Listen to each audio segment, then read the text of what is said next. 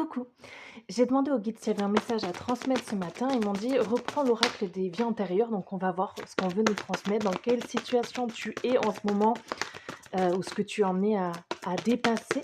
Alors voyons voir. Alors l'oracle des vies antérieures, il faut savoir que c'est des choses qui peuvent se répéter même il y a une semaine, il y a 3 semaines, hein. Il y a la notion de se sentir bien ou mal dans son propre corps et alors tes guides veulent t'envoyer un message par rapport à ça parce que je sens que pour certaines personnes, ça peut être comme une prison mentale justement. Alors que là, tu es dans l'acceptation de toi et on te parle vraiment de ton corps physique, donc ça peut être ta santé, ça peut être ton apparence, ça peut être un handicap si tu as un handicap particulier. On te dit: «Tes guides sont là si tu as besoin d'aide ou de soutien». Que ce soit physique ou mental, n'hésite pas à te tourner vers l'extérieur, à te tourner vers les personnes, compétentes ou les personnes qui peuvent t'aider. On a la carte de la gratitude aussi où tes guides te voient quand tu pleures ou quand tu es triste ou quand tu t'autocritiques. Tu es dans une période d'apprentissage, on te dit: «Parle-toi comme tu parlerais à un enfant». C'est ça qui va t'aider en fait à sortir un petit peu de la noirceur. On t'appelle vraiment à l'action. On a le revirement et la méditation. J'espère que ces messages en tout cas t'auront apporté quelque chose de positif.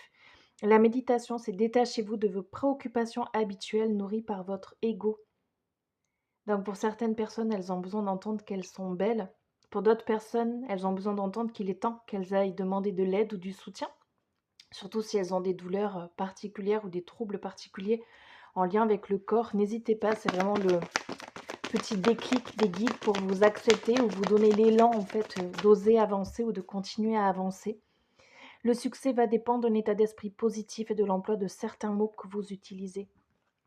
Je vois vraiment des personnes qui vont voir des médecins et qui parlent de ce qui ne va pas trop et en fait, ça apaise, ça libère et des personnes qui sortent aussi des résistances envers elles-mêmes, en fait, qui, quand elles ont des troubles, des maladies ou des difficultés, communiquent avec l'extérieur et on me demande de tirer un tout dernier message par rapport à la notion de mots. C'est vrai que ça peut être les mots MAUX.